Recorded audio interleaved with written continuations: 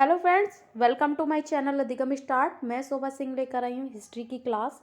इस क्लास में आज मैं आपको पढ़ाऊंगी उत्तर वैदिक काल। इससे पहले मैंने पढ़ाया था पूर्व वैदिक काल यानी कि ऋग वैदिक काल के बारे में। तो आज की क्लास होगी उत्तर वैदिक काल। क्लास स्टार्ट होने से पहले आप मेरे चैनल को सब्सक्राइब कर लीजिए, ज़्यादा से ज़्यादा शेयर करिए। तो चलिए स्टार्ट करते हैं। सबसे पहले देखिए, उत्तर वैदिक काल उसको किस नाम से जाना जाता है। उत्तर वैदिक काल को जाना जाता है परिवर्तनों का काल भी कहा जाता है। देखिए, ऋग्वैदिक काल में कुछ और था, लेकिन जैसे ही उत्तर वैदिक काल आया, ये काल आया, इसमें परिवर्तन देखने को मिले, कुछ चेंजेस देखने को मिले। वो क्या क्या चेंजेस थे वो मैं अब आपको बताऊंगी। तो उत्तर वैदिक काल को क्या कहा जाता है? परिवर्तनों का काल कहा जाता है। इस काल में सामवेद, यजुर्वेद, अथर्ववेद, ब्राह्मण ग्रंथ, आरण्यक, उपनिषदों की रचना हुई। अभी देखिए, ऋग्वैदिक काल में क्या हुआ था? सबसे पहले ऋग्वेद की रचना हुई, एक वेद की रचना हुई ऋग्वेद की। और उत्तर वैदिक काल में देखिए, सामवेद, यजुर्वेद, अथर्ववेद, जो कि ऋग्वेद को मिलाकर 4 वेद हैं। और ऋग्वेद जो कि ऋग्वैदिक काल में उसकी रचना हो गई थी, और अब बाद में जो जोड़े गए, जो बने थे, इनकी रचना हुई थी उत्तर वैदिक काल में, जिसमें से 3 सामवेद, यजुर्वेद और अथर्ववेद हैं। उसके बाद ब्राह्मण ग्रंथ, आरण्यक और उपनिषद, इनकी भी रचना हुई। ब्राह्मण ग्रंथ, आरण्यक और उपनिषद ये क्या है मैं आपको आगे पढ़ाती हूँ। इसलिए इसे उत्तर वैदिक काल भी कहा जाता है, क्योंकि इसमें बहुत से ग्रंथों की रचना हुई। तो चलिए आगे देखते हैं। इस काल में महाजन पदों का उदय होने के साथ ही जैन धर्म, बौद्ध धर्म का भी विकास हुआ। देखिए, जो महाजन पद थे, जो उनका उदय हुआ, और उसके साथ ही जैन धर्म और बौद्ध धर्म का भी विकास हुआ। देखिए, जैन धर्म और बौद्ध धर्म, जिसको कोई जानता नहीं था, इसका विकास उत्तर वैदिक काल में ही देखने को मिला। आगे चलकर उत्तर भारत और दक्षिण भारत के इतिहास के रूप में ये विभक्त हो गया। आगे चलकर यह उत्तर भारत और दक्षिण भारत के इतिहास के रूप में विभक्त हो जाता है।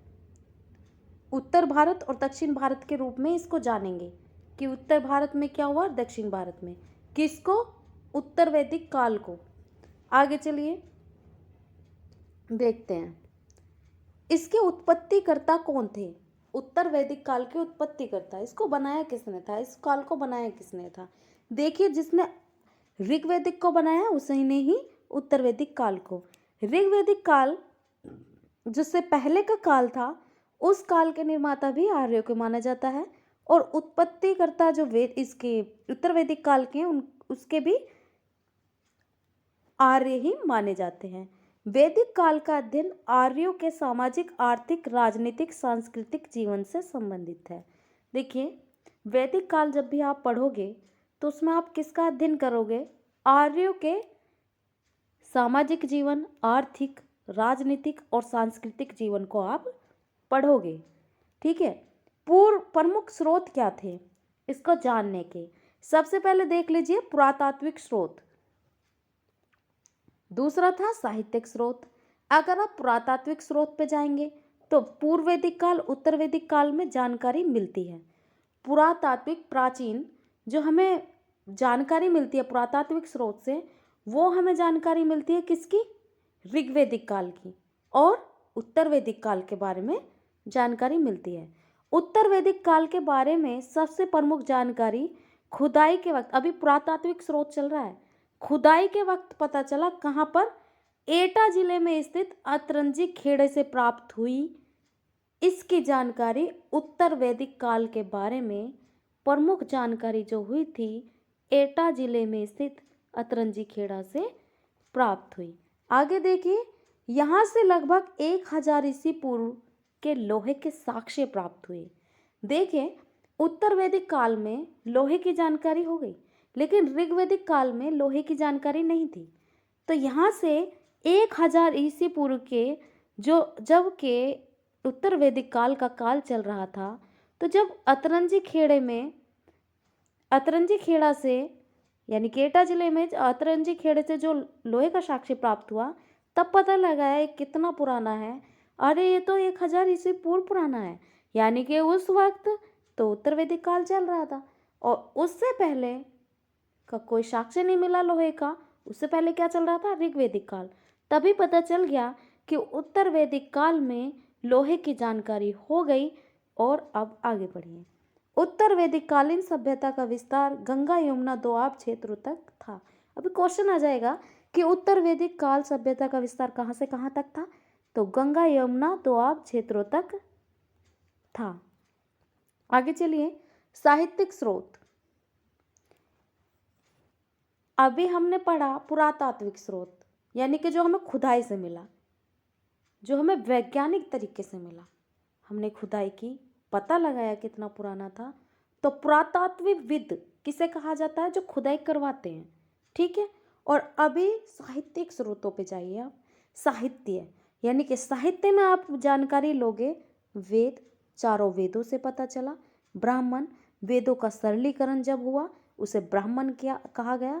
आरण्यक, जंगल में शिक्षा के दौरान गुरु और शिष्य के बीच जो वार्तालाप होती है, जो चर्चा होती है शिक्षा के बारे में, उसे आरण्यक कहा गया है।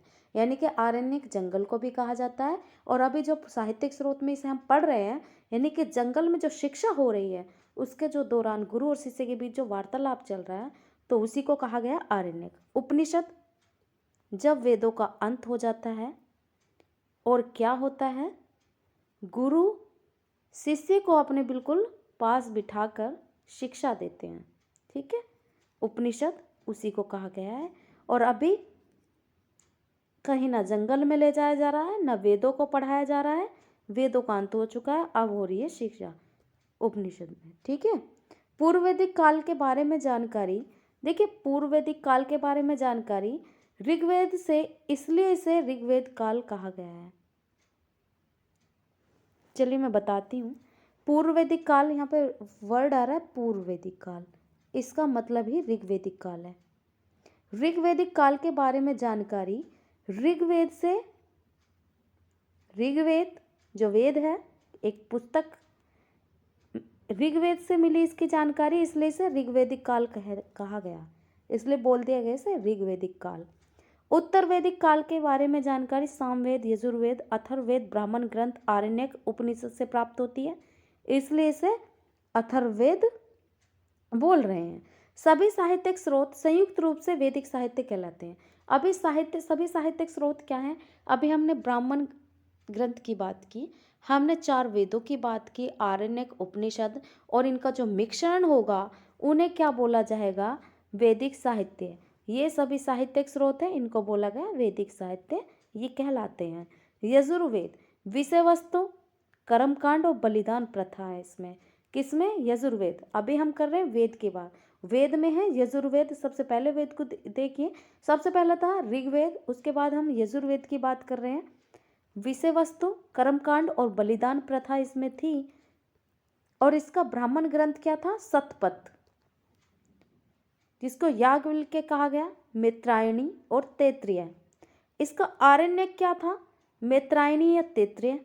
इसका उपनिषद क्या था? बृहदारण्यक, तैत्तिरीय, कठ, ईश, श्वेताश्वर, मैत्रायणी और महानारायण। अगर यजुर्वेद का ब्राह्मण ग्रंथ पूछा जाए तो शतपथ, याज्ञवल्क्य, मैत्रायणी और तैत्तिरीय। आरण्यक पूछा जाए मैत्रायणी या तैत्तिरीय। उपनिषद पूछा जाए बृहदारण्यक, तैत्तिरीय, कठ, ईश, श्वेताश्वर, मैत्रायणी और महानारायण। आगे देखिए, अब बात होती है सामवेद की। सामवेद में गायन करने वाला, ये संगीत से संबंधित है, और इसमें जो गायन करता है, गाता है, उसको बोला जाता है उद्गाता, ठीक। इसके विषय वस्तु क्या है? संगीत और गायन, यानी कि ये संगीत से संबंधित है। इसका ब्राह्मण ग्रंथ क्या है? जेमनीय। इसका आरण्यक क्या है? छांदोग्य और जेमनीय, ठीक। इसका उपनिषद क्या है? केन, छांदोग्य और जेमनीय। केन है, छांदोग्य और जेमनीय। अब देखिए अथर्ववेद को, भाग क्या है? शौनक और पिप्लाद। शौनक और पिप्लाद इसके भाग हैं। इसके पुरोहित, यानी कि इसकी जो इसके मंत्रों का जो उच्चारण कर रहा है, इसको जो पढ़ रहा है, इसके बारे में जो जानकारी दे रहा है, वो उसको कहेंगे ब्रह्मा। पुरोहित बोलते हैं ब्रह्मा जो इसके बारे में बता रहा है। विषय वस्तु जादू टोने से संबंधित है। भूत पिशाच की इसमें बात हुई है। औषधियाँ और वशीकरण यानी कि किसी को अपने वश में करना, उसके क्या मंत्र है, इस बारे में बताया गया है। ब्राह्मण क्या है इसका, गोपत ब्राह्मण है। आरण्यक, इसमें एक भी आरण्यक नहीं है। ठीक है। उपनिषद मुंडक, माइक और प्रश्न, इसके उपनिषद हैं किसके, अथर्ववेद के, सॉरी अथर्ववेद के। हाँ जी। आगे देखिए, वैदिक काल का भौगोलिक विस्तार कहाँ से कहाँ तक था। ठीक है। वैदिक कालीन आर्यों का विस्तार सप्त सिंधु प्रदेश यानी कि 7 नदियों का क्षेत्र, ब्रह्मव्रत प्रदेश और अरावली के क्षेत्र तक था। सप्त सिंधु प्रदेश यानी कि यहाँ पे बात हो रही है पंजाब से क्षेत्र, और ब्रह्मव्रत प्रदेश अरावली के क्षेत्र तक इसका विस्तार था। उत्तर वैदिक कालीन आर्यों का विस्तार ब्रह्म ऋषि देश यानी कि गंगा यमुना का जो दोआब क्षेत्र है और मध्य प्रदेश, हिमालय और विंध्याचल पर्वत तक भी है, ये फैला हुआ है। आगे देखिए, राजनीतिक इकाइयाँ क्या थी, इसमें राजनीतिक क्षेत्र क्या थे। सबसे पहले वैदिक काल में जो सबसे छोटी राजनीतिक इकाई थी वो थी गृह, इसी को कहा गया कुल, और सबसे बड़ी इकाई थी जन। अगर आपसे पूछा जाए उत्तर वैदिक काल की सबसे बड़ी इकाई क्या थी, राजनीतिक इकाई, तो आप कहेंगे जन, और सबसे छोटी गृह या कुल थी। उत्तर वैदिक काल में सबसे छोटी इकाई गृह या कुल थी, लेकिन इसकी सबसे बड़ी इकाई जनपद थी। सबसे बड़ी इकाई जनपद।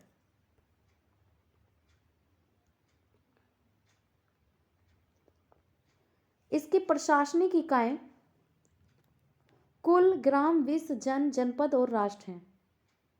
मतलब प्रशासन किस किस पे चलता था, कुल पे, ग्राम पे, विश्व, जन, जनपद और राष्ट्र पे। जैसे कि कुल आप बोल लीजिए, एक परिवार है, उसका संचालक या उस पे जो उसका जो मुखिया होगा, कुल का प्रमुख कौन था, कुलपति, उसको कहा जाता था कुलपति। ग्राम का प्रमुख ग्रामणी, विश्व का प्रमुख विश्वपति। उत्तर वैदिक काल की बात हो रही है यहाँ पे। ठीक। विश्व का प्रमुख विश्वपति, जन का प्रमुख जनपति, और जनपद का प्रमुख राजा, और राष्ट्र का प्रमुख एक राट।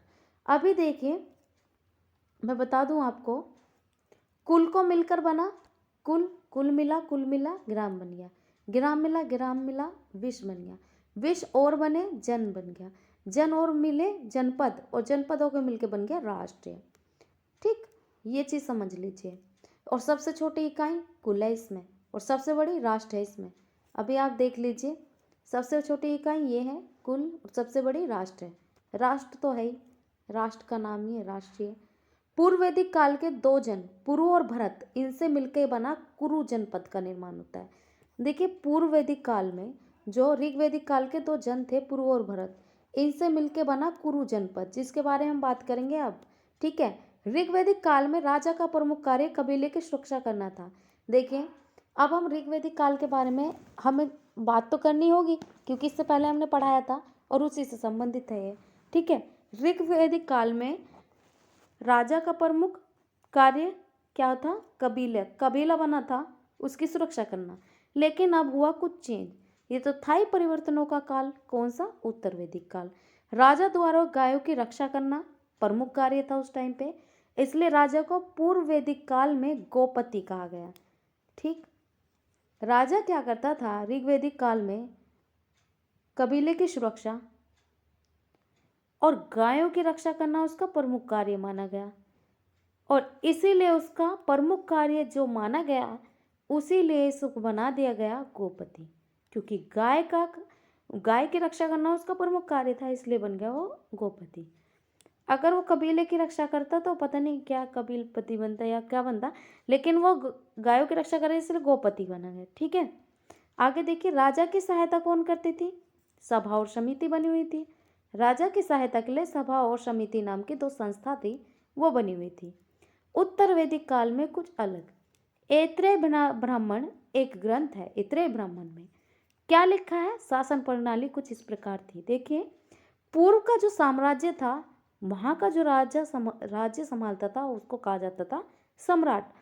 पश्चिम का साम्राज्य था वो वहाँ का राज्य संभालता था सम्राट।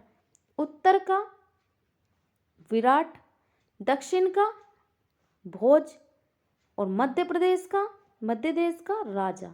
मध्य देश का जो शासन कौन संभालता था? राजा। बीच का भाग, देखिए पूर्व के बारे में बात हो गई, पश्चिम के बारे में, उत्तर और दक्षिण, लेकिन अब बीच का जो पोर्शन है उसको कौन संभालेगा? राजा। ठीक है, अब आगे देख लीजिए। राजनीतिक संस्थाएं कौन कौन सी थी? अभी देखिए, ऋग्वैदिक काल में सहायता के लिए मुख्य 5 प्रकार की संस्थाएं थी। पहली थी सभा, दूसरी थी समिति, तीसरी विदत, चौथी गण, पांचवी परिषद। ठीक है, समिति क्या करती थी? समिति एक संस्था क्या करती थी? राजा का निर्वाचन, राजा को चुनने का कार्य करती थी। सभा का मुख्य कार्य था सार्वजनिक मामलों पर फैसला करना और न्याय प्रदान करना। सभा क्या करती थी?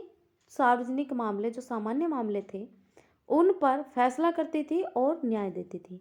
विदत जो संस्था थी, आर्यों की सबसे प्राचीनतम संस्था थी। देखो क्वेश्चन आएगा, सबसे प्राचीन संस्था आर्यों की विदत थी। इसे जनसभा भी कहा जाता था, इसी को कहा जाता था जनसभा। उत्तर वैदिक काल में विदत, गण, परिषद संस्थाएं, ये तीनों तो हो गई खत्म। ठीक है, उत्तर वैदिक काल में पूर्व वैदिक काल के विपरीत राजा की सहायता के लिए बनाए गए रत्निन तब बनाए गए थे। राजा की सहायता कौन करती थी? सभा और समिति। लेकिन अब कर रही है रत्निन नामक कई अवधारणाओं का विकास हुआ, रत्निन कहा गया उनके। रत्निनियों की सूची में राजा के संबंधी मंत्री, विभाग, अध्यक्ष और दरबारीगण आते थे। उन रत्नियों की सूची में कौन कौन आता था? राजा के संबंधी, मंत्री, विभाग, अध्यक्ष और दरबारीगण। ठीक है, रत्निन 12 पदाधिकारियों का एक समूह था। रत्निन कितने लोगों का समूह था? 12 पदाधिकारियों का। देखिए इंपॉर्टेंट है, जहां पर होता है मैं बोल देती हूँ। ठीक, यह समूह राजा को प्रशासनिक कार्यों के लिए क्या करता था? सहायता प्रदान। ठीक, यह राजा के प्रमुख पदाधिकारी होते थे। रत्निन कौन थे? उच्च कुल से थे, यानी कि जो सबसे जाने माने या बड़े या अमीर लोग थे उस वक्त रत्निन कहलाते थे। ये अच्छे वंश के होते थे, अच्छे कुल के होते थे, श्रेष्ठ थे। ठीक है, अब देखिए सेनानी और सेनापति। पुरोहित, पुरोहित बोला गया वेदों का उच्चारण करने वाला। महिषी प्रमुख रानी थी उत्तर वैदिक काल की। युवराज राजा का पुत्र था। दूत राजा का सारथी था। ग्रामणी ग्राम का प्रधान था। रथकार राजा का रथ बनाने वाला। संग्रहित कर धारण करने वाला, कर धारण करने वाला। भागदूत कोषाध्यक्ष, बहुत ही इंपॉर्टेंट है। भागदूत उस वक्त किसको कहा गया? कोषाध्यक्ष को। अक्षवाप जुआ खेलने में राजा की मदद करता था। अक्षवाप पालागल राजा को हंसाने के लिए भी था। गोविकर्तन शिकार करने में राजा की सहायता करता था। स्थपति 100 ग्रामों का अधिकारी कहलाता था। जो 100 गांव एक साथ मिल जाए उन पर जो अधिकार जमाएगा स्थपति कहलाएगा और ग्रामों में न्याय कराएगा। ठीक है, ऋग्वेद काल में न्यायाधीश का उल्लेख, उत्तर वैदिक काल में उल्लेख नहीं। देखिए ऋग्वेद काल में न्यायाधीश था, लेकिन अब चेंज हो गया, परिवर्तनों का काल आ गया उत्तर वैदिक काल, उसमें न्यायाधीश के बारे में कोई बातचीत नहीं है। कर व्यवस्था, ऋग्वेदिक काल में कर को क्या कहा? बलि, और इसमें क्या करते थे? लोग अपनी मर्जी से कर दे दिया करते थे ऋग्वेदिक काल में। लेकिन अब कुछ चेंज हो गया, उत्तर वैदिक काल में स्वैच्छिक नहीं रहा, अपनी मर्जी से नहीं रहा, बल्कि जरूरी कर देना था, यानी कि टैक्स बहुत जरूरी भरना था सभी को। ठीक, अभी हो रहा था ऋग्वेदिक काल में तो अपनी मर्जी से दे दो, और नाम था क्या उस कर का? बलि। ऋग्वेदिक काल में कर को क्या कहा गया? बलि, और लोग देते थे, कोई उसका फिक्स नहीं था, मतलब अपनी मर्जी से दे दो, जितना भी चाहो, देना है दो, नहीं देना मत दो। लेकिन उत्तर वैदिक काल में कुछ परिवर्तन आया, लोगों से बोला गया कि तुम्हें ये देना ही देना है। ठीक है। राजा को कुल उपज का निश्चित भाग नियमित रूप से दिया जाता था। एक निश्चित भाग था जो राजा को दिया जाता था, वो भी उपज का, जो उपजाते थे, उगाते थे। अब कर को भाग या शुल्क शब्दों का प्रयोग किया जाने लगा। अब कर को क्या कहा गया? भाग या शुल्क कहा गया। पहले कहा गया बलि, लेकिन अब उत्तर वैदिक काल में इसे भाग या शुल्क कहा जाने लगा। उत्तर वैदिक काल का सामाजिक जीवन कैसा था? पारिवारिक जीवन। देखिए, परिवार को महत्व दिया जाता था। संयुक्त परिवार की प्रथा थी, माना जाता था, जिसमें दादा दादी, चाचा चाची, ताऊ ताई सब एक साथ मिलकर रह रहे हैं, वही परिवार अच्छा मान लिया जाता था। 4 पीढ़ी की जगह 3 या 2 पीढ़ी के लोग इसमें एक साथ रहते थे। ठीक। उत्तर वैदिक काल को ऋग्वैदिक काल दोनों ही पुरुष प्रधान पितृसत्तात्मक था। देखिए, उत्तर वैदिक काल हो या ऋग्वैदिक काल, दोनों में ही पुरुषों को महत्व दिया जाता था। मुखिया जो होता था माँ नहीं होती थी, माँ को इतना महत्व नहीं, लेकिन पिता को महत्व दिया जाता था। इसीलिए इसको इन दोनों काल को कहा गया पितृसत्तात्मक। आगे देखिए, परिवार में ज्येष्ठ पुत्र का महत्व था। परिवार में जो सबसे बड़ा बेटा था उसको बहुत बड़ा अच्छा माना जाता था, उसको महत्व दिया जाता था। वर्ण व्यवस्था यानी कि जाति पाति थी क्या? ऋग्वेद का 10वां मंडल पुरुष सूक्त है, उसमें जाति व्यवस्था का प्रयोग हुआ है, यानी कि वर्ण व्यवस्था। ठीक। ऋग्वेद में वर्णित शब्द रंग के लिए प्रयोग हुआ है। वर्णित वर्ण के बारे में बात, यानी कि रंग के बारे में बात थी। ठीक है। वर्ण बोला गया रंग के लिए। पूर्व वैदिक काल में वर्ण व्यवस्था क्रम पर आधारित थी। जो ऋग्वैदिक काल है उसमें वर्ण व्यवस्था क्या थी? कर्म पर आधारित, यानी कि जो काम कर रहा है, जैसे कि कोई चमड़े का जूता बना रहा है तो वो छोटी कास्ट से होगा। ठीक है। कोई मंत्र जप रहा है, मंदिर में बैठा है, तो वो ब्राह्मण हो गया। कोई व्यापार कर रहा है तो वो वैश्य हो गया, यानी कि वो गुप्ता टाइप का हो गया, बनिया टाइप का हो गया। ठीक है। कोई लड़ाई झगड़े की बात कर रहा है, मतलब वो लड़ाइयों में भाग लेता है, क्षत्रिय हो गया। ठीक। ये चीज़ समझिए। तो ये कर्म जो काम कर रहा है उस पर। लेकिन उत्तर वैदिक काल में वर्ण व्यवस्था हो गई जन्म पर आधारित, यानी कि जिसने जिस घर में जन्म ले लिया, चाहे भले ही वो कितना भी क्षत्रिय का काम कर रहा हो, वो शूद्र के घर में जन्म ले लिया उसने तो वो शूद्र है। अगर वो उसने शूद्र के घर में जन्म लेके कितना भी बड़ा बिजनेस कर लिया हो, वो शूद्र है तो शूद्र है। आगे चलिए देखते हैं। शूद्रों की स्थिति कैसी थी? हीन थी, यानी कि उनकी स्थिति तो अच्छी नहीं थी। ना तो वो कोई बिजनेस करते थे, ना मंदिर में जाप करते थे, जब सेवा करते थे, बस जूते चप्पल बनाते थे। ब्राह्मण क्षत्रिय वैश्य का जीवन आसान और शूद्र का जीवन कठिन था। ये ब्राह्मण क्षत्रिय वैश्य तो हो गए, इनका जीवन तो हो गया वही आसान। ठीक है। और अब जो ये शूद्र, इसका जीवन हो गया कठिन। ब्राह्मण क्षत्रिय वैश्य का उपनयन संस्कार था, उसको शिक्षा लेनी थी, मतलब वो शिक्षा ले सकता था, लेकिन इसलिए उसको द्विज भी कहा गया। ब्राह्मण क्षत्रिय वैश्य को उपनयन संस्कार था, यानी कि उनका एडमिशन था, लेकिन शूद्र का एडमिशन ही नहीं था, इसलिए इनको कहा गया द्विज। उपनयन संस्कार का मतलब होता है जन्म के बाद शिक्षा लेना। जन्म लिया और उसके बाद तुमने शिक्षा ग्रहण की, जैसा अभी चल रहा है, ये उपनयन संस्कार है। ठीक है। ब्राह्मण वसंत ऋतु में 8 वर्ष तक शिक्षा लेते थे, केवल वसंत ऋतु में जाते थे और 8 वर्ष तक जाते रहते थे। क्षत्रिय ग्रीष्म ऋतु में यानी कि गर्मियों में 11 वर्ष तक जाते थे, केवल गर्मी तक शिक्षा ले सकते थे। ठीक है। वैश्य क्या करता था? शीत ऋतु में यानी कि ठंड के मौसम में जाता था केवल स्कूल, और 12 वर्ष तक शिक्षा लेता था। सबसे कम ली किसने ली? अब आप बोल रहे होंगे शूद्र को। शूद्र तो गया ही नहीं ना, उसका उपनयन संस्कार ही नहीं था। ठीक है। तो ब्राह्मण 8 वर्ष तक शिक्षा ली, इसने कम, और वैश्य ने ली 12 वर्ष तक शिक्षा, तभी तो बन गया वो, ज़्यादा पढ़ा, उससे ज़्यादा मैथ आया, वाणिज्य, यानी कि वो बन गया। पूर्व वैदिक काल गोत्र शब्द देखिए, पूर्व वैदिक काल यानी कि हम बोल रहे हैं ऋग्वैदिक काल के बारे में। गोत्र शब्द गौशाला को कहा जाता था, यानी कि जहाँ पर गाय रहती थी, जिस जगह पर गाय रहती थी, गायों का जो घर था उसको कहा गया गोत्र। लेकिन अभी कुछ चेंज हो गया उत्तर वैदिक काल में। क्या चेंज हुआ? उत्तर वैदिक काल में गोत्र वंश के उत्पन्न संतान में पीढ़ियों के लिए। अब यहाँ सोचा आपका गोत्र क्या है, आपका वंश क्या है, आपकी पीढ़ी क्या है, आपकी पीढ़ी को कौन सा गोत्र नाम मिला हुआ है। ठीक है, अब आगे देखें, महिलाओं की स्थिति क्या थी? नहीं, उत्तर वैदिक काल में गोत्री विवाह की प्रथा का प्रारंभ हुआ, यानी कि अपने गोत्र में शादी करने का। कुछ अलग सा नहीं हो गया, यानी कि एक गोत्र के थोड़ा, चलो उत्तर वैदिक काल में गोत्री विवाह की प्रथा का प्रारंभ हो जाता है। ठीक है, पहले गोत्र पूछा जाएगा तब शादी वगैरह जुड़ेंगी, ऐसा कुछ। आगे देखिए महिलाओं की स्थिति क्या हो गई। लेकिन महिलाओं की स्थिति के बारे में बात करेंगे। उत्तर वैदिक काल में महिलाओं की स्थिति हो गई खराब।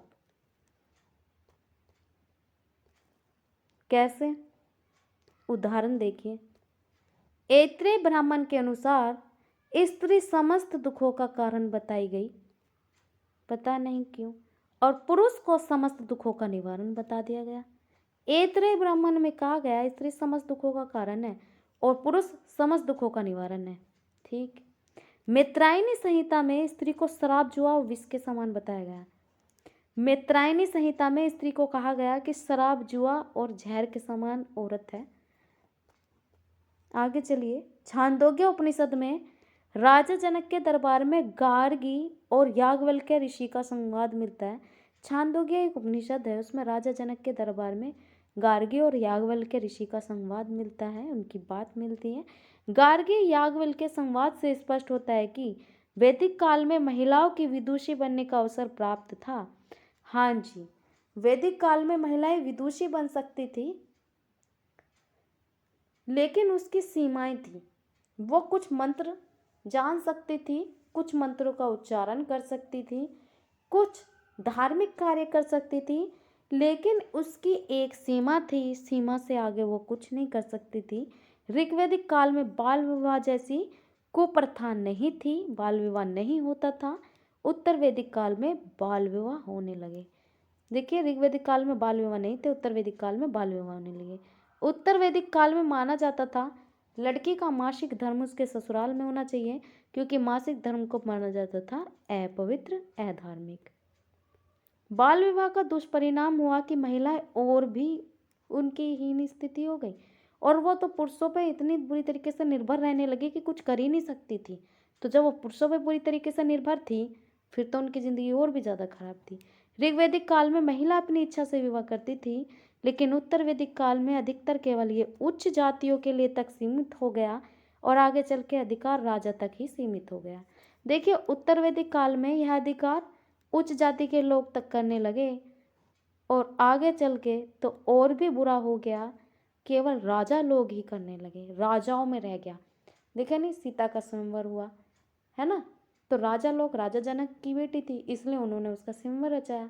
क्या किसी ब्राह्मण या कितने सारे स्वयंवर हो जाते फिर, है ना। समस्त काल में विधवा विवाह प्रचलित था, ऋग्वैदिक काल में भी और उत्तर वैदिक काल में भी विधवा विवाह कर सकती थी। अथर्ववेद के अनुसार तो एक महिला 10 बार विवाह कर सकती थी। अथर्ववेद में कहा गया है कि एक महिला 10 बार शादी कर सकती थी। शादी तो इतनी सारी कर सकती थी, लेकिन उसकी स्थिति क्या हो रही थी। देखिए, पूर्व वैदिक काल, उत्तर वैदिक काल में सती प्रथा, पर्दा प्रथा तथा तलाक का प्रमाण नहीं मिलता। देखिए, पूर्व वैदिक काल, उत्तर वैदिक काल में एक तो सती औरत का पर्दा करती थी, नहीं करती थी, तलाक हुआ था किसी का, नहीं हुआ था, ऐसा कोई प्रमाण नहीं मिला है। उत्तर वैदिक काल में बहुपत्नीत्व की प्रथा का आरंभ होता है कि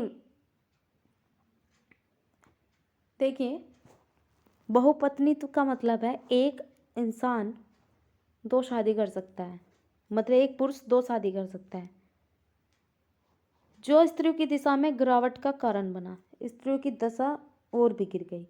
अथर्ववेद में उल्लेख है ऋषि हरिश्चंद्र ने तो 100 शादियां तक कर ली।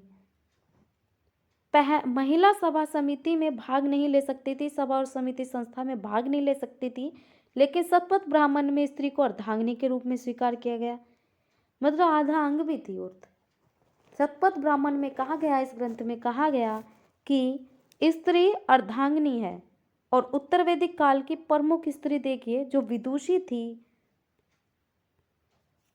उनके नाम बताती हूँ मैं आपको। उत्तर वैदिक काल की प्रमुख स्त्रियां गार्गी, मैत्री, सुबला, कात्यायनी, कास्कृत्यणी इत्यादि का उल्लेख मिलता है। ये सभी विदुषी महिलाएं हैं। विदुषी बोला जाता है जैसे कि विद्वान पुरुष के लिए, विदुषी महिला के लिए शब्द आया है। ऋग्वेद काल में मैत्रेयनी, कात्यायनी, गार्गी, लोपामुद्रा, सिक्तापाला, विश्वारा। देखिए उत्तर वैदिक काल में गार्गी, मैत्री, सुबला, कात्यायनी, कास्कृत्यनी है, और ऋग्वेद काल में है मैत्रेयनी, कात्यायनी, गार्गी, लोपामुद्रा, सिक्ता, अपाला और ईश्वरा जैसी महिलाओं का उल्लेख मिलता है। उत्तर वैदिक काल में विवाह के 8 प्रकार बताए गए हैं जिन्हें आप आगे पढ़ोगे।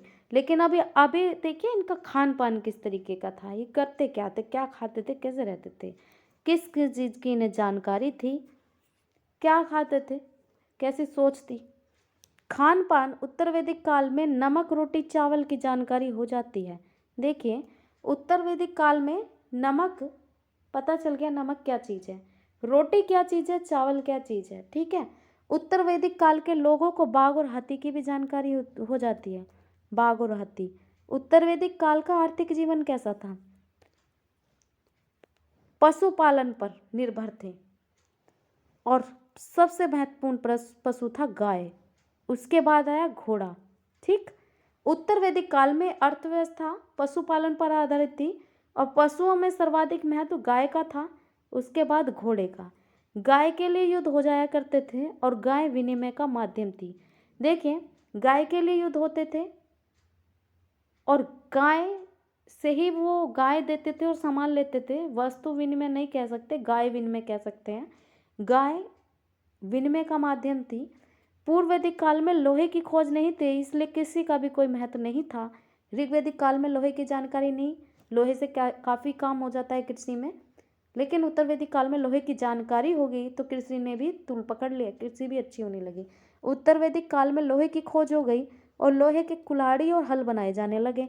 उत्तर वैदिक काल में तैत्तिरीय उपनिषद में अन्न ही ब्रह्मा का उल्लेख मिलता है। देखिए तैत्तिरीय उपनिषद में कहा गया है कि अन्न ही ब्रह्मा है,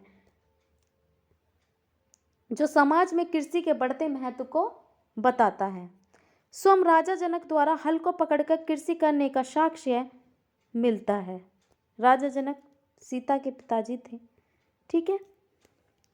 उत्तर वैदिक काल में इंद्र के लिए स्वासिर शब्द का प्रयोग किया गया है।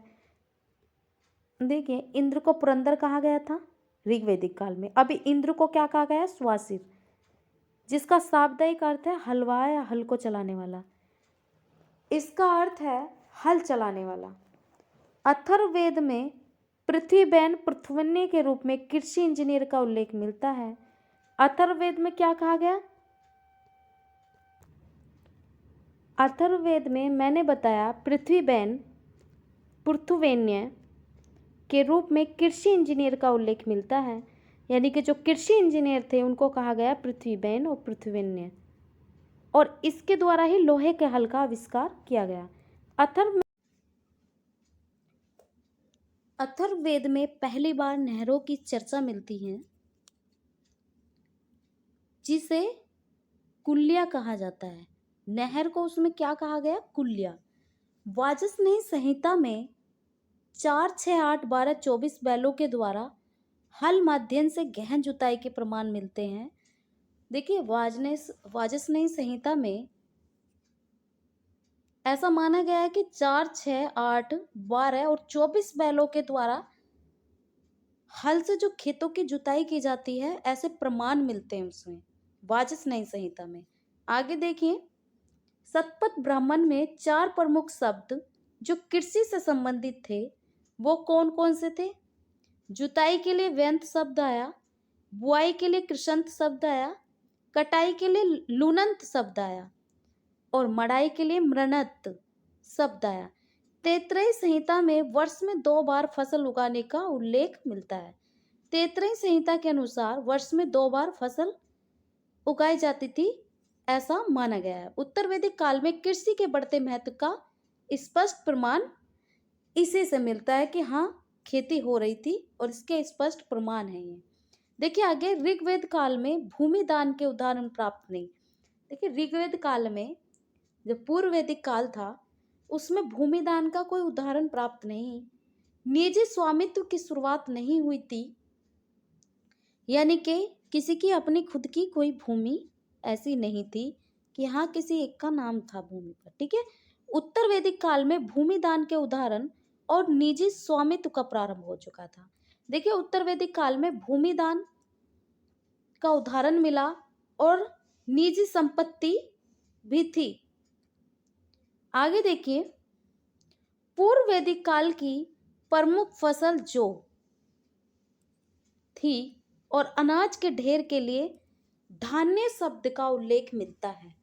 पूर्व वैदिक काल की प्रमुख फसल क्या थी? ऋग्वेद काल की जौ थी और अनाज के ढेर के लिए धान्य शब्द का उल्लेख मिला। उत्तर वैदिक काल में गेहूं के लिए गोधुम शब्द, चावल के लिए ब्रीही अथवा तंदूल, धान के लिए शाली, सरसों के लिए सरिस्का, जौ के लिए यव, उड़द के लिए माशक का उल्लेख मिलता है। अभी मैंने ये जो सब बताए हैं, ये इनको उत्तर वैदिक काल में इनको इस नाम से जाना गया है। ठीक है। एटा के अतरंजी खेड़े में गेहूं चावल के साग से मिले हैं। एटा के अतरंजी खेड़े में गेहूं और चावल के साग से मिले। मेरठ के हस्तिनापुर में चावल जंगली गन्ने के साग से मिले। चावल और जंगली गन्ने के साग से मिले। उत्तर वैदिक काल में सिंचाई का प्रमुख साधन के रूप में स्वमजा कहा गया वर्षा का जल या नदी का जल, उसके द्वारा सिंचाई की जाती थी उत्तर वैदिक काल में किसकी? खेतों की। ठीक है। खानित्मा कुआं तालाब नहर को क्या कहा गया? खानित्मा। उत्तर वैदिक काल में दो प्रकार की फसलें थी, कृष्टिपच्या और अकृष्टिपच्या। कृष्टिपच्या ऐसी फसलें थी जो खेत में जुताई के बाद प्राप्त हुई। अच्छा, आपने जिसपे मेहनत की, आपने पहले खेत को जोता और तब फसल उगी, उसमें फसल उगाने के लिए जो काम किया, उसके बाद हमें जो फसल प्राप्त हुई उसको बोला गया कृष्टिपच्या। और अकृष्टिपच्या प्राकृतिक रूप से जंगलवादी, यानी कि खुद ही खुद जो उग गई, ऐसी फसल अकृष्टिपच्या। प्रमुख पशु क्या थे? ऋग्वेद काल के प्रमुख पशु गाय बैल भैंस भेड़ बकरी ऊंट और कुत्ता थे। और उत्तर वैदिक काल में बाघ और हाथी दो नए जानवर और आ गए, इसकी जानकारी प्राप्त हो गई। बाघ और हाथी की, और पहले नहीं थी, ऋग्वेद काल में नहीं थी, बाघ और हाथी की थी। उत्तर वैदिक काल में बड़े बड़े आकार के बैलों के लिए मोहक्ष शब्द आया। देखिए, उत्तर वैदिक काल में बड़े बड़े आकार के जो बैल थे जिसे खेती की जाती थी, उनके लिए एक शब्द था मोहक्ष। इस शब्द का उल्लेख होता है शिल्प और उद्योग। पशुपालन के अलावा उत्तर वैदिक काल में अनेक प्रकार के शिल्प और उद्योगों का प्रचलन था। ऋग्वैदिक समाज में व्यवसाय आनुवांशिक नहीं हुए। देखिए, ऋग्वेद काल में व्यवसाय आनुवांशिक नहीं थे। उत्तर वैदिक काल में वर्ण व्यवस्था के जन्म के आधारित होने के कारण व्यवस्थाओं ने आनुवांशिकता प्राप्त करना प्रारंभ कर दिया। देखिए, ऋग्वेद काल में जो कार्य करता था उसको उस नाम से पुकारा जाता था। कोई क्षत्रिय, कोई लड़ाई झगड़े का काम जिसका था वो क्षत्रिय, जिसका व्यापार था वो वैश्य, जो सेवा करता था शूद्र था, और ब्राह्मण जो मंदिरों में पूजा जारी का काम करता था वो ब्राह्मण था। ये सब। लेकिन उत्तर वैदिक काल में कुछ चेंज हुआ, वर्ण व्यवस्था जन्म के आधार पर होने लगी, यानी कि जिस इंसान ने जिस घर में जन्म ले लिया और उस घर में कोई पहले से कोई कार्य करता होगा जिसका प्रमुख कार्य होगा, तो वो उस नाम से जाना जाने लगा, वो उसका वर्ण हो गया, उसकी जाति हो गई। ठीक। आगे देखिए, वाजसनेय संहिता या तैत्तिरीय ब्राह्मण में उत्तर वैदिक कालीन आर्यों के व्यवसायों की एक लंबी सूची प्राप्त होती है। क्वेश्चन अगर आने लगे किस में आर्यों के व्यवसायों की एक लंबी सूची प्राप्त हुई, तो ये प्राप्त हुई वाजसनेय संहिता या तैत्तिरीय ब्राह्मण में। जैसे कि कटरी कर किसको कहा गया? बुनाई करने वाला, ये भी एक काम है। विदलकार टोकरी बनाने वाला, कुलाल कुंभकार रजेत्री रंगई करने वाला, रज्जु सर्प रस्सी बनाने वाला, तक्षण बढ़ई चर्मकार जानवरों की खालों से संबंधित, यानी कि जानवरों की खालों से भी कुछ चीजें बनाई जाती थी, उसको बोला जाता चर्मकार। अब देखिए धातु उद्योग में उत्तर वैदिक काल में 4 प्रकार की धातु थी, सोना, तांबा, कांसा, लोहा। अब इसमें से हम लोहा निकाल दे तो ये ऋग्वेद काल के थे। लोहे की तो जानकारी थी नहीं पूर्व वैदिक काल को, यानी कि ऋग्वेदिक काल को, और अब उत्तर वैदिक काल में लोहा और जोड़ दिया।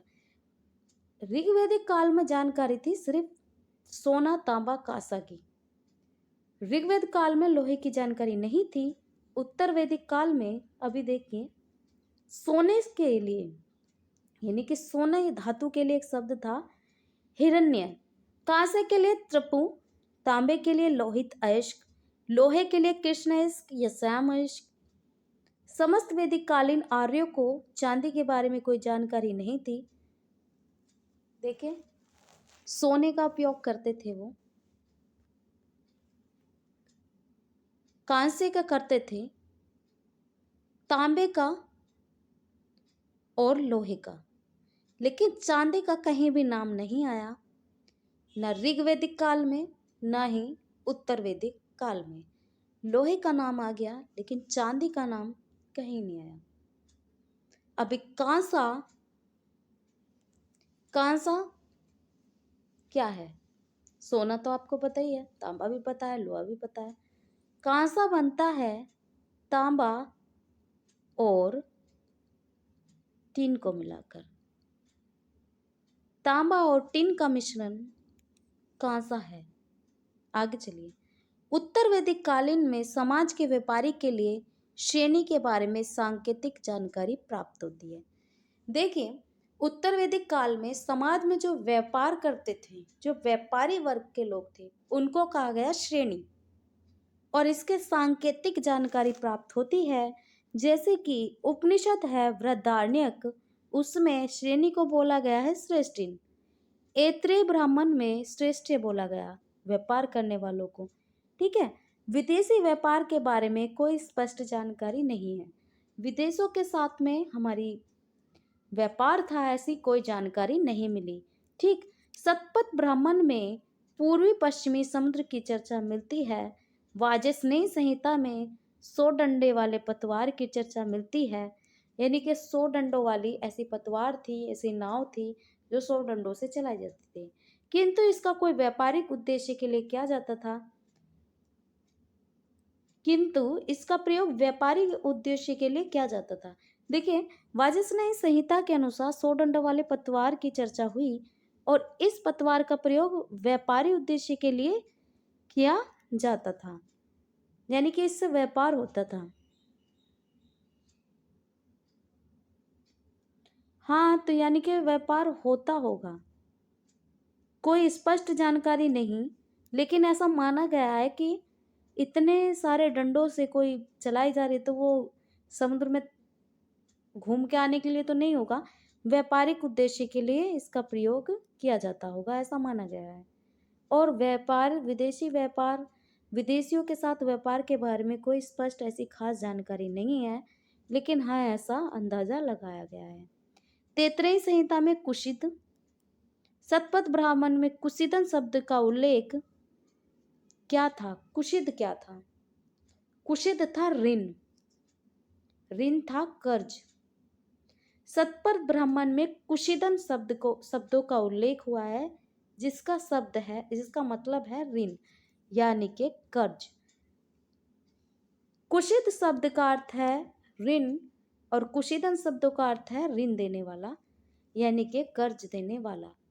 पूर्व वैदिक काल में ऋण देने के लिए पनी तथा बैंकनोट जैसे शब्दों का प्रयोग हुआ है। देखिए ऋग्वैदिक काल में ऋण देने वालों को कहा जाता था पनी, और जो वो ऋण को कहा जाता था पनी, और ऋण देने वाला होता था बैंकनोट। कर्ज को कहा जाता है पनी, कर्ज देने वाला बैंकनोट। लेकिन अब कुछ चेंज हुआ। ऋण की इस व्यवस्था से पता चलता है उत्तर वैदिक काल में व्यापार प्रगतिशील व उन्नत व्यवस्था में था। देखिए कर्ज देने की इस व्यवस्था से पता चलता है उत्तर वैदिक काल में व्यापार प्रगतिशील व उन्नत व्यवस्था में था। व्यापार की मुख्य वस्तुएं थी क्या थी? कपड़े, तोशक, चादर और चमड़े की वस्तुएं, यही होती थी उस टाइम पे। नेक्स्ट है विनिमय के साधन क्या थे, मतलब किसके बदले क्या व्यापार होता कैसे था। विनिमय के साधन थे, उत्तर वैदिक काल में मुद्रा का प्रचलन नहीं था, मतलब पैसे मुद्रा सिक्के नहीं चल रहे थे, बल्कि बल्कि वस्तु विनिमय प्रणाली प्रचलित है कि हमारे यहाँ पर अगर कपड़ा खरीदा जा रहा है, कहीं और पे किसी और चीज का कोई और चीज उत्पन्न हो रही है, उत्पादन हो रहा है, तो वो हमें चीज के बदले चीजें लेना देना वस्तु विनिमय है। पूर्व वैदिक काल के विपरीत उत्तर वैदिक काल में विनिमय में भी विविधता है। पूर्व वैदिक काल में गाय के साथ विनिमय था, यानी कि ऋग्वेद काल में गाय दो और सामान ले लो, ठीक है। उत्तर वैदिक काल के साहित्य में निष्क, तशतमान, कृष्णल जैसी मापतोल की इकाइयां भी प्रचलन में आई। उत्तर वैदिक काल में साहित्य में निष्क, शतमान, कृष्णल या मापतोल की इकाइयां भी प्रचलन में आई। ये क्या थे? उत्तर वैदिक काल में मुद्रा का प्रचलन था, ऋण के रूप में वस्तुओं का ही प्रयोग किया जाता था। देखिए, उत्तर वैदिक काल में मुद्रा चलती थी, पैसे थे, लेकिन जो कर्ज के रूप में वस्तुओं का प्रयोग किया जाता था।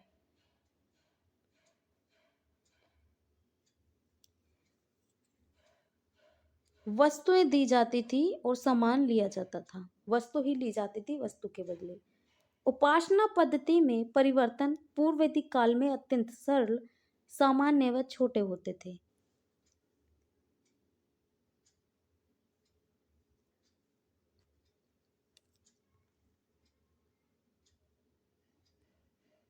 देखिए, उपासना पद्धति में परिवर्तन था, पूर्व वैदिक काल में अत्यंत सरल व सामान्य व छोटे होते थे। देखिए, जो पूजा पाठ का कार्य है, ये ज्यादा लंबा नहीं चलता था, ये बहुत ही आसान, सामान्य तरीके से और छोटा होता था। यज्ञ संपन्न कराने के लिए अगर यज्ञ से संबंधित कोई बात थी, तो उसके लिए एक विशेष व्यक्ति की आवश्यकता नहीं होती थी, मतलब कोई भी यज्ञ कर सकता था। वैदिक काल था। अधिकतर यज्ञ परिवार के मुखिया द्वारा स्वयं ही संपन्न करा लिया जाता था। देखिए, और जो यज्ञ परिवार के मुखिया होता था, वो स्वयं ही संपन्न कर, जो यज्ञ कराएगा, चाहे कोई भी जाति का हो, कैसा भी हो, वहां का मुखिया ही जो बड़ा होगा घर में, वह ही यज्ञ कर लिया करता था, स्वयं ही संपन्न करा लिया जाता था। उत्तर वैदिक काल में यज्ञ खर्चीले हो गए। अब उत्तर वैदिक काल में यज्ञ कैसे हो गए? खर्चीले। पूषण समुद्रों के देवता हो गए, जो ऋग्वेद काल में पशुओं के देवता थे। पूषण नाम के देवता थे जो पशुओं के देवता थे, लेकिन अब वो शूद्रों के देवता हो गए। आगे देखिए, कुछ याद रखने बातें हैं जो बहुत ही महत्वपूर्ण इंपॉर्टेंट है, तो चलिए उनको देख लेते हैं। सबसे पहले शतपथ ब्राह्मण में हल की जुताई से संबंधित अनुष्ठान के बारे में जानकारी मिलती है। किससे? शतपथ ब्राह्मण से। हल की जुताई के साक्ष्य और हल की जुताई से संबंधित अनुष्ठान होते थे, पूजा होती थी। बलि शुल्क भाग टैक्स था, राजा को दिया जाता था। मोक्ष शब्द की चर्चा उपनिषद से मिलती है। मृत्यु की चर्चा शतपथ ब्राह्मण में मिलती है। तैत्रीय ब्राह्मण के अनुसार ब्राह्मण सूत का, क्षत्रिय सन और वैश्य ऊन का यज्ञोपवीत धारण करते थे। तैत्रीय ब्राह्मण के अनुसार ब्राह्मण सूत का, क्षत्रिय सन का और वैश्य ऊन का यज्ञोपवीत या जनेऊ धारण करते थे। ऐत्रेय ब्राह्मण में सर्वप्रथम चारों वर्णों के कर्तव्यों का वर्णन मिलता है। ऐत्रेय ब्राह्मण में पता चलता है कि चारों वर्ण ब्राह्मण देखिए, क्षत्रिय, वैश्य, ब्राह्मण और शूद्र, इनके जो कर्तव्य थे उनका वर्णन मिलता है। किसमें? ऐत्रेय ब्राह्मण में। श्वेताश्वर उपनिषद रुद्र देवता को समर्पित था, जिसमें शिव के रूप में इसका वर्णन होने लगा।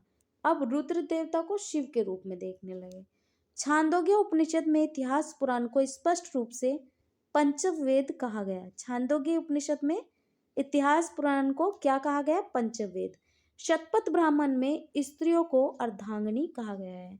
शतपथ ब्राह्मण के अनुसार राजा वही है जिसे प्रजा का अनुमोदन या समर्थन प्राप्त हो। राजा वही कहलाएगा जो प्रजा कहती कि राजा वही है जो, यानी कि राजा वही है जो प्रजा जिसे समर्थन करे। ठीक है।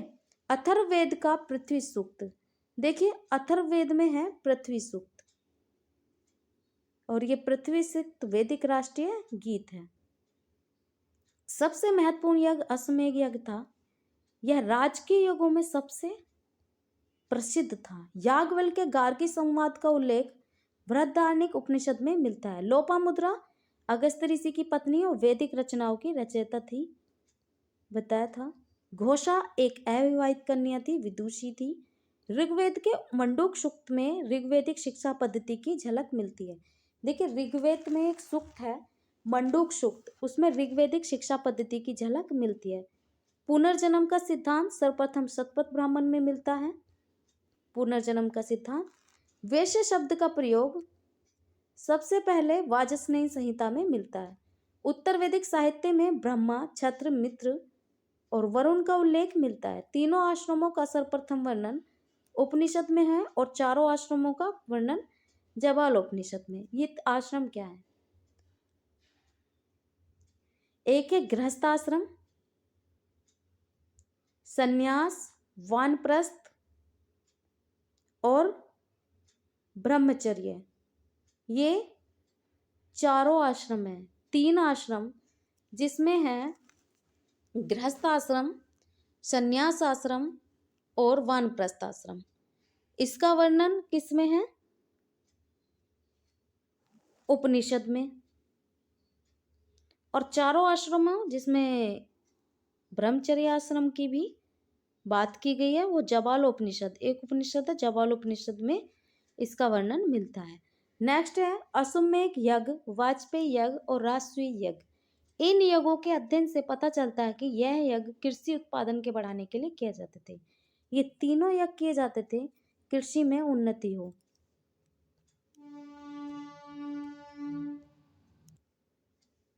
कृषि संबंधी प्रक्रिया का उल्लेख ऋग्वेद के चौथे मंडल में मिलता है।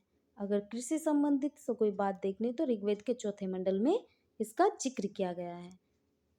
अथर्ववेद को महत्वपूर्ण विशेषता मनुष्यों की वृद्धि के लिए प्रार्थना की गई। अथर्ववेद के अनुसार इसकी महत्वपूर्ण विशेषता है कि मनुष्यों की वृद्धि के लिए ही प्रार्थना की गई। सबसे बड़ा सर्वाधिक लौहपुंज अतरंजी खेड़े से मिला है। मैं बार बार बता रही हूँ, एटा जिले में उत्तर वैदिक काल में गोत्र व्यवस्था स्थापित हो गई। उत्तर वैदिक काल में ही मूर्ति पूजा का प्रारंभ हुआ। उत्तर वैदिक काल में लाल मृत भांड सबसे अधिक प्रचलित थे, यानी कि लाल मिट्टी के बर्तन सबसे प्रचलित थे। चित्रित धूसर मृत भांड, चित्र से संबंधित जिस पे चित्र बने हैं, इस युग के विशिष्ट भांड थे। एक अलग ही मतलब महत्वपूर्ण या विशिष्ट माना जाता था, जरूरी माना जाता था, अच्छा माना जाता था जिन मृत भांडों पर चित्र थे। निष्क क्या था? निष्क शतमान कृष्णल जो बताया था वो क्या था? निष्क था सोने का सिक्का, शतमान था चांदी का सिक्का, पाद और कृष्णल माप की इकाइयां थी। ये क्या थे? मापने की इकाई, जैसा बोलते हैं ना फुट, मीटर, ये सब, इंच। उस वक्त पाद और कृष्णल माप की इकाइयां थी। पांचाल राज्य अपने दार्शनिक राजा को तत्व ज्ञानी ब्राह्मणों को लेकर विख्यात था। पांचाल राज्य था उस वक्त, वह अपने दार्शनिक राजा तत्वज्ञानी ब्राह्मणों को लेकर विख्यात था। पांचाल राज्य में अच्छे दार्शनिक राजा थे, तत्वज्ञानी ब्राह्मण थे और ये इसी के लिए विख्यात था पांचाल राज्य। यम और नचिकेता और उनके बीच 3 वर प्राप्त करने की कहानी कठोपनिषद में वर्णित है। और क्वेश्चन आए कि 3 वर प्राप्त करने की कहानी, यम और नचिकेता की 3 वर प्राप्त करने की कहानी किसमें है? तो वो है उपनिषद कठोपनिषद में। आरोनी उद्दालक श्वेत केतु के मध्य संवाद छांदोग्य उपनिषद में मिलता है। देखिए आरोनी उद्दालक और श्वेत केतु, इनके बीच जो संवाद था वो कहाँ, उसका वर्णन किस में है? छांदोग्य उपनिषद में इसकी बात बताई गई है। श्वेताश्वर उपनिषद रुद्र देवता को समर्पित था। बाद में रुद्र का परिवर्तित नाम शिव से उल्लेख किया गया। श्वेताश्वर उपनिषद में रुद्र देवता पुरंदर कहा गया, बाद में रुद्र को शिव कहा गया। आगे देखिए, बृहदारण्यक उपनिषद उपनिषदों में सबसे विशाल, देखिए सबसे विशाल बृहदारण्यक। यज्ञ एक ऐसी नौका है जिस पर भरोसा नहीं किया जा सकता। निष्काम कर्म सिद्धांत का, देखिए यज्ञ को कहा गया उत्तर वैदिक काल में, यज्ञ एक ऐसी नौका है जिस पर भरोसा नहीं किया जा सकता। निष्काम कर्म सिद्धांत का प्रथम प्रतिपादन ईशोपनिषद में हुआ। देखिए निष्काम कर्मों का सिद्धांत प्रथम प्रतिपादन इसका किस में हुआ? ईशोपनिषद में। कठोपनिषद में आचार्य यम नचिकेता को ब्रह्म विद्या का उपदेश दिया गया। पनी, अब एक छोटी सी बात है, पनी थोड़ा याद दिला दूं। पनी, ऋग्वेद में पनी शब्द का कई बार प्रयोग हुआ। इसका कार्य व्यापार के लिए सुदूरवर्ती यानी कि अपने ही देश में दूर दूर में जाकर, प्रदेश यानी कि अपने ही देश में, विदेश यानी कि दूसरी कंट्री में जाके, सुदूरवर्ती प्रदेशों में यानी कि कुछ कुछ दूरी पर, एक राज्य से दूसरे राज्य में जा रहा था कुछ दूरी पर जो वहाँ पे जा रहे हैं व्यापार के लिए, उनको कहा गया पनी। और किस में कहा गया? ऋग्वेद में। पनी लोग वैदिक आर्यों के देवी देवताओं की पूजा विस्तार पूर्वक नहीं करते थे। पनी लोग वैदिक आर्यों के देवी देवताओं की पूजा विस्तार पूर्वक नहीं करते थे, हल्के में लेके पूजा करते थे, मतलब पूजा कर ली, इतना डिटेल में नहीं। ऋग्वेद में पनियों के राजा के लिए बुरबु शब्द आया। देखिए ऋग्वेद में जो पनियों का राजा था यानी कि इन व्यापारियों का जो राजा था उसको बुरबु कहा गया। और बुरबु अपने देवता बल नामक देवता को मानते थे। बुरबु अपने देवता किसको मानते थे? बल नामक देवता को। कुछ संस्कृत के शब्द हैं पन्य, वनिक, विपनी, इसका संबंध भी पनी से माना जाता है। कुछ संस्कृत के शब्द हैं पन्य, वनिक, विपनी का संबंध पनी से माना जाता है। कुछ विद्वान मानते हैं पणी लोगों को प्राचीन समय में प्यूनिक कहा जाता था। देखिए प्राचीन समय जो व्यापार करते थे, बहुत प्राचीन समय में, उनको क्या कहा गया? प्यूनिक कहा गया। वेदांग कितने प्रकार के? 8 प्रकार के। अब 6 प्रकार के। वेदांग कितने प्रकार के? 6। छंद, कल्प, ज्योतिष, निरुक्त, शिक्षा और छठा क्या है? व्याकरण। अब इनका मतलब देखिए क्या है। छंद वेद के पैर, कल्प वेद के हाथ, ज्योतिष वेद की आंखें, निरुक्त वेद के कान, शिक्षा वेद की नाक और व्याकरण वेद का मुख है। अभी देखिए मैंने आपको इतना पढ़ाया, ऋग्वेद के बारे में भी साथ के साथ बताया और उत्तर वैदिक काल के बारे में भी, ऋग्वैदिक काल के साथ साथ उत्तर वैदिक काल के बारे में भी पढ़ाया है। इसमें आपको बहुत अच्छे से मैंने समझाने की कोशिश की है। अगर आपको समझ में नहीं आया है तो आप उसको दोबारा देख सकते हैं। उसके बाद मैं कुछ क्वेश्चन रेगुलर डालती हूँ जो शॉर्ट वीडियो में डाल देती हूँ। ठीक, आप मेरी वीडियो वो भी देखिए और साथ साथ में ये भी देखिए। अगर आपको क्लास अच्छी लगी तो लाइक करिए, कमेंट्स करिए एंड सब्सक्राइब करिए। Thank you so much.